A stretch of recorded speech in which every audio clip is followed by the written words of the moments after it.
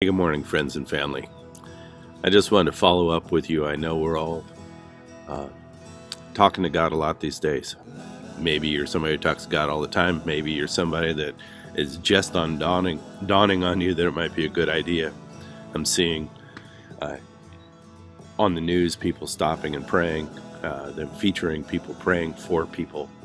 And I just want to speak into that a little bit. Going back to John chapter 11, one of the accounts of the life of Jesus with his very good friend Lazarus has died.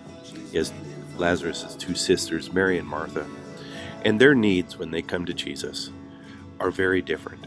And as you pray, I want to give you a freedom in your coming to Jesus. They're coming to Jesus because they're friends. One of my favorite songs from church as a youth for me is "What a Friend We Have in Jesus."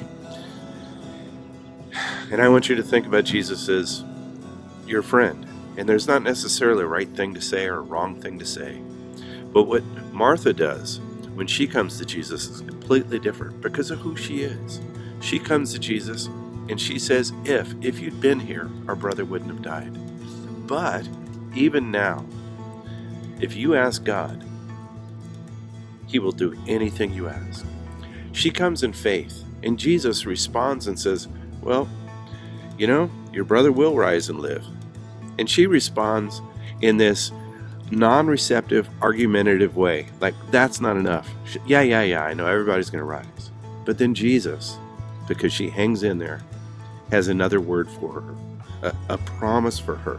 And then ends with, do you believe this? What Jesus is doing for Martha, and maybe it's what you need as well, is for you to come to your friend and say, hey, here's what I'm feeling. Here's what's hurting me.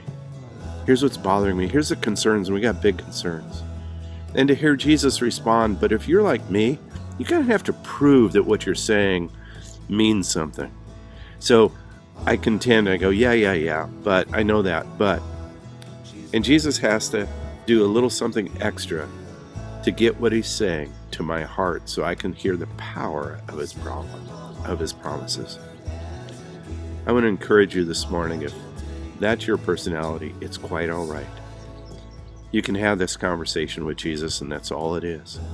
I encourage you, whether you're outside and nature inspires you, if you're in a place where there's suffering and grieving and hurting, or if you're in the Word, or you're just sitting in your room through the day, to take the opportunity to just talk to Jesus as your friend. He knows exactly what you need to hear, and he's there to hear you speak back to him, and he's going to hang in there with you till you receive something good from him. I hope you do today, and I hope you share it. God bless you.